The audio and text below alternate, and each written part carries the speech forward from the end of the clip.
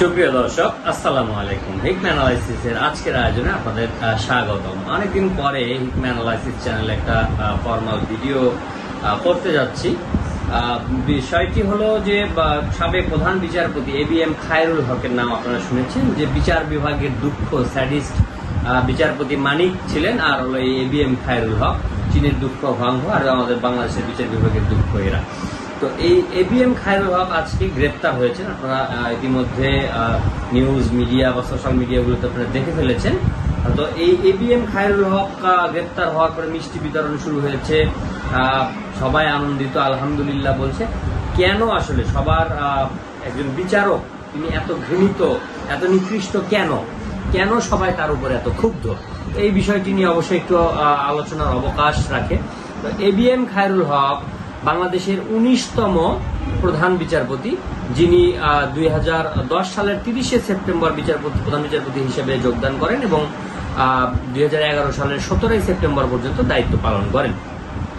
এর পরবর্তীতে তিনি 2013 সালে, আমার সঠিক তারিখটি মনে নেই, তিনি যোগদান করেন আইন কমিশনের চেয়ারম্যান হিসেবে এবং দফায় দফায় তাকে পুনর্নিয়োগ করা হয়। করে তাকে তিনি এই যে 5 আগস্টের পরে, আমাদের বিপ্লবের পরে তিনি পদত্যাগ করেন।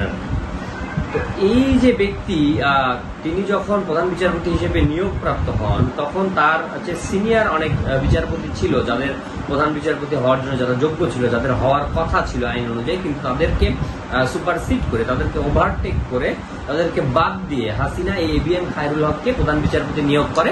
কারণ তিনি হাসিনার অত্যন্ত কি বলবো আস্থাভাজন এবং পদলেহনকারী, হাসিনা যা বলবেন উনি তাই শুনবেন, এমন একজন বিশ্বস্ত লোককেই হাসিনার দরকার ছিল।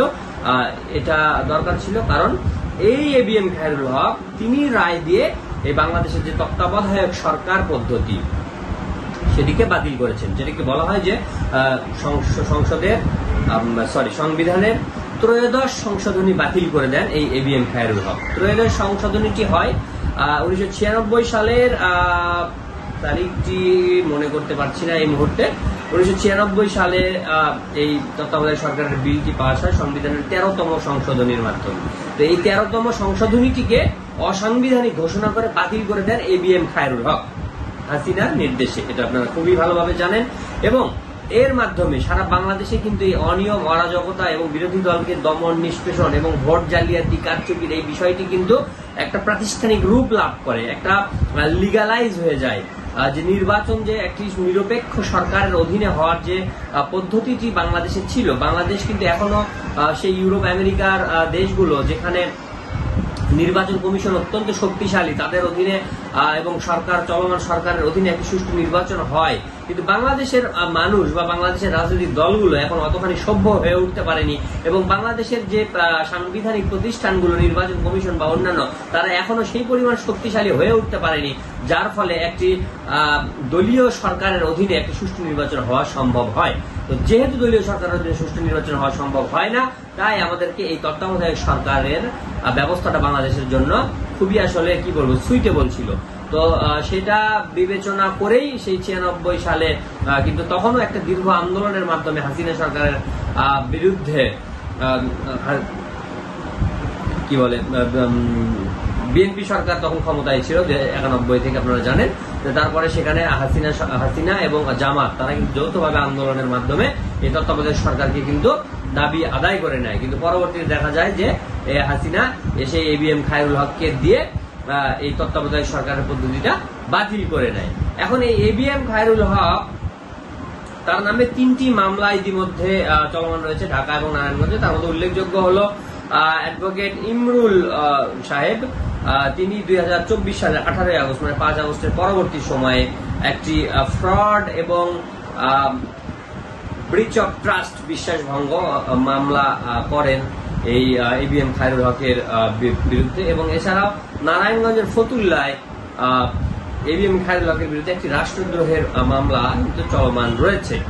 তো এই মামলাগুলোতেই মূলত গ্রেপ্তার দেখানো হবে ABM খায়রুল হককে।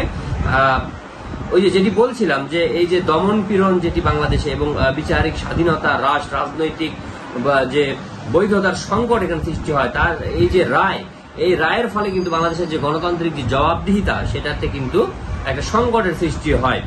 যে ইচ্ছা মতো একটা নির্বাচন আপনারা দেখেছেন যে রাতের বেলা নির্বাচন, আমি ডামি নির্বাচন সহ বিভিন্ন প্রক্রিয়ায় কিন্তু ক্ষমতায় আসার কিন্তু পথ সুগম হয়ে যায় হাসিনার জন্য। 14 সালের থেকে শুরু, 14তে, 18তে, 24-এ তারা সেটি করেছে। তো এই সব কিছুর পেছনে কিন্তু দায়ী এই ABM খায়রুল হক। সেই কারণেই আসলে ABM খায়রুল হক বাংলাদেশের বিচার অঙ্গনে বা আইন জগতে তিনি একজন ঘৃণিত ব্যক্তি, ঘৃণিত নাম। আর এ কারণে আজকে তিনি গ্রেপ্তার হওয়ার পরে সারা দেশের মানুষের মধ্যে এই আনন্দ উল্লাস, এবং এই গ্রেফতারের মাধ্যমে এটা কিন্তু সারা দেশের যারা এই বিচারক রয়েছেন বা অন্যান্য যারা প্রভাবশালী জায়গায় রয়েছেন তাদের কাছে কিন্তু একটা মেসেজ চলে গেছে ইতিমধ্যে, যে আসলে ক্ষমতা থাকলেই সেটাকে মিসইউজ করতে হয় না। মিসইউজ করলে আজকে এক সময়কার প্রধান বিচারপতি যিনি কদিন আগেও আইন কমিশনের চেয়ারম্যান ছিলেন, তাকে আজকে কিন্তু গ্রেফতার হয়ে সেই কারাগারের অন্ধকার প্রকোষ্ঠে নিক্ষিপ্ত হতে হচ্ছে। তো দর্শক, আজকের এই সমসাময়িক যে ঘটনা, আজকের ঘটনা, সেটি নিয়ে আলোচনা করার জন্য মূলত আপনাদের সামনে আসা। ধন্যবাদ সকলকে। আল্লাহ হাফেজ।